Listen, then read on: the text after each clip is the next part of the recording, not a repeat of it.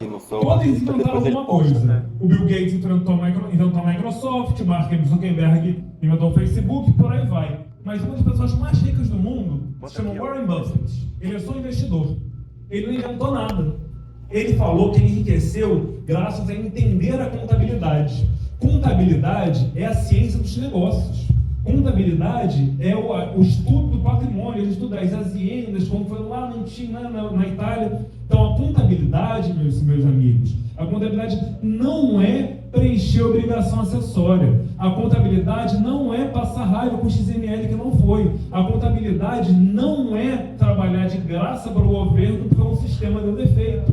E faço a minha culpa de saber que no Estado a gente tem melhorado muito, mas que em todas essas esferas é um pouco difícil esse emaranhado legal todo. Então, o que eu gostaria de dizer sobre o princípio do destino?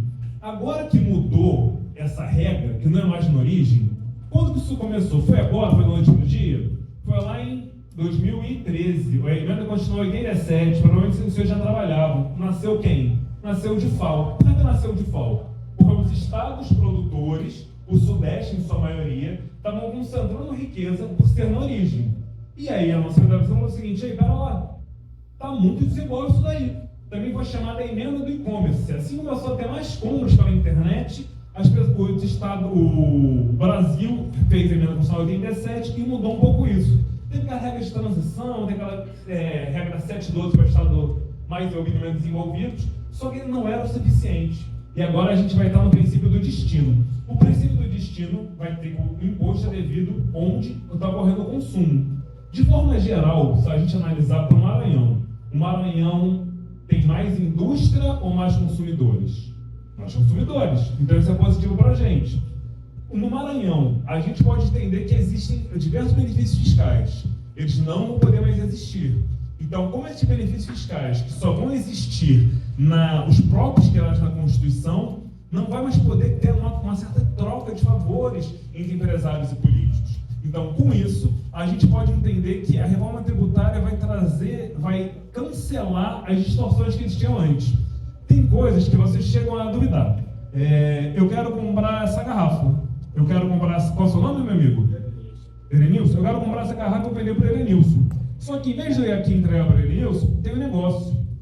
Tem benefício fiscal enrolado em outro estado, então é melhor eu pegar essa garrafa, trazê-la até aqui, ficar aqui, dar saída no meu centro fiscal e te entregar. Qual foi o sentido disso? Que triangulação é essa? A gente gastou gasolina, a gente gastou estrada, a gente gastou tempo.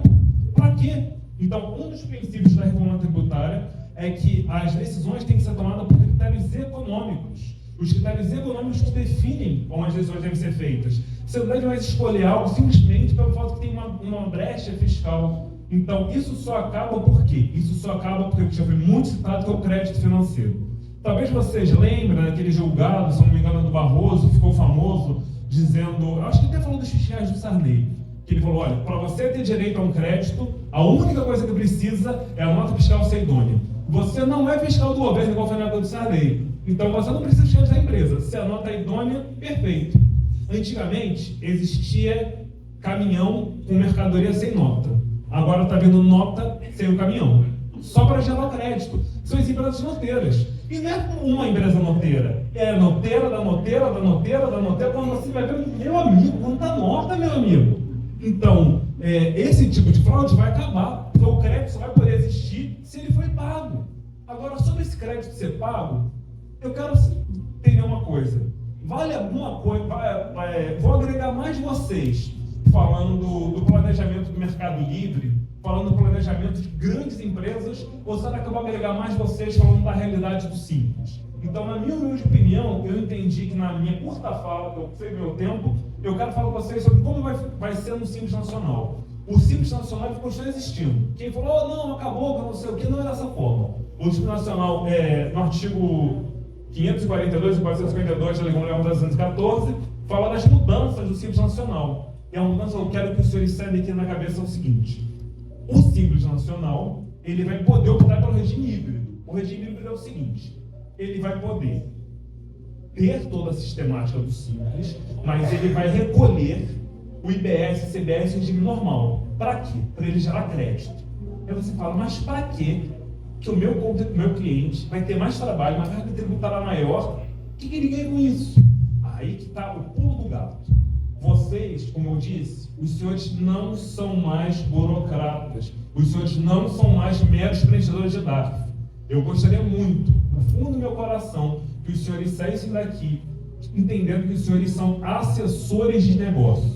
Você tem que entender onde o seu cliente está inserido.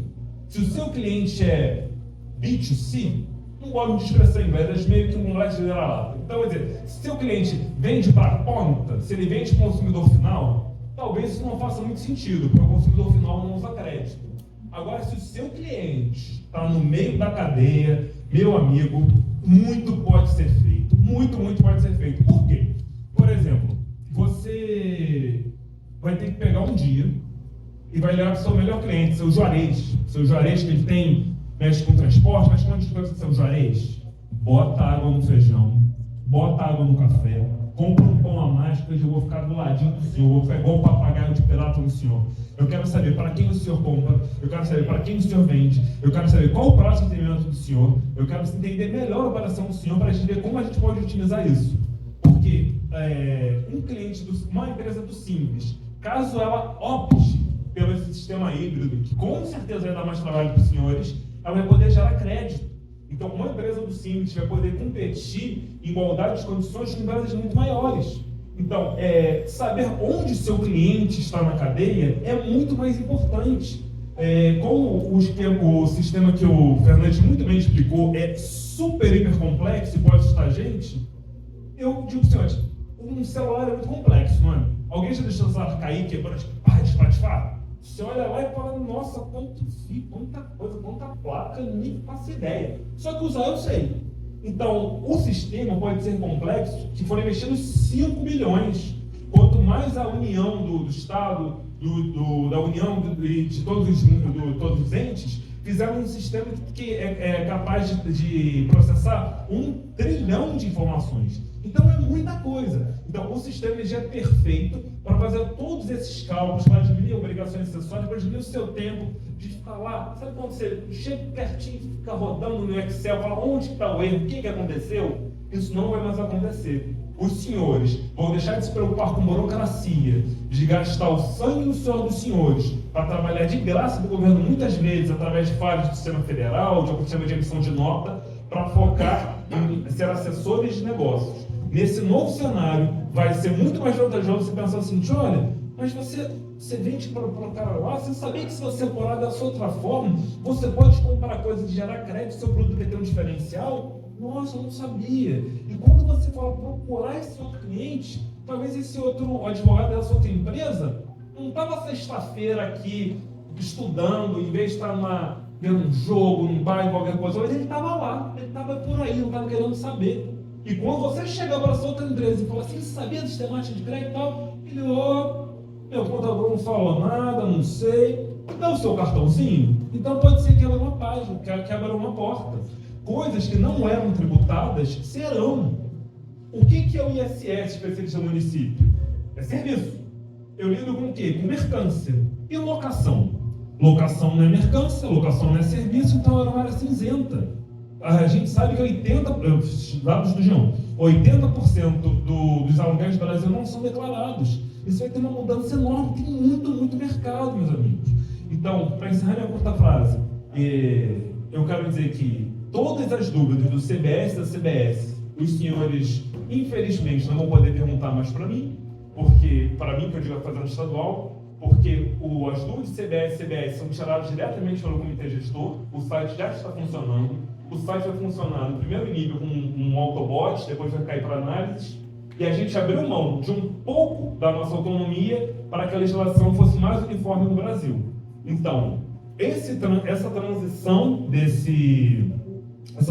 daqui até lá vão ter vários desafios, vocês têm que ter conhecimento técnico, vocês têm que entender que alguns prazos são derradeiros.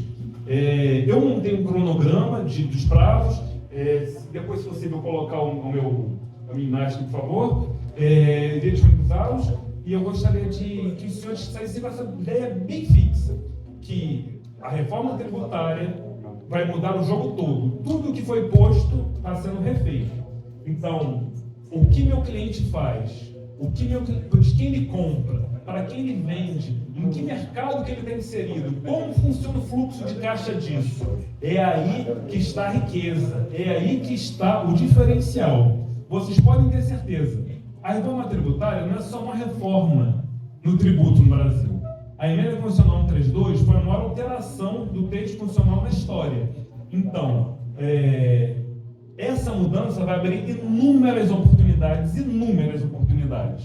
E nesse mar de oportunidades, perdoe-me pelo que eu digo, mas nesse mar de oportunidades, o CRC não deixa ninguém à deriva, trazendo essa qualidade de informação, de pesquisa que a gente tem feito há muito tempo. Não é mentira que é um ano, Fernando, a gente conversa semanalmente na reforma tributária. Então, entender o fluxo de crédito de vocês, entender toda a mecânica de vocês, de como você pode utilizar, na minha opinião, é o que vai fazer dos senhores um ótimo contadores pelos próximos anos. Pela atenção dos senhores nessa sexta-feira, eu agradeço muito. Muito obrigado. Queria só trazer um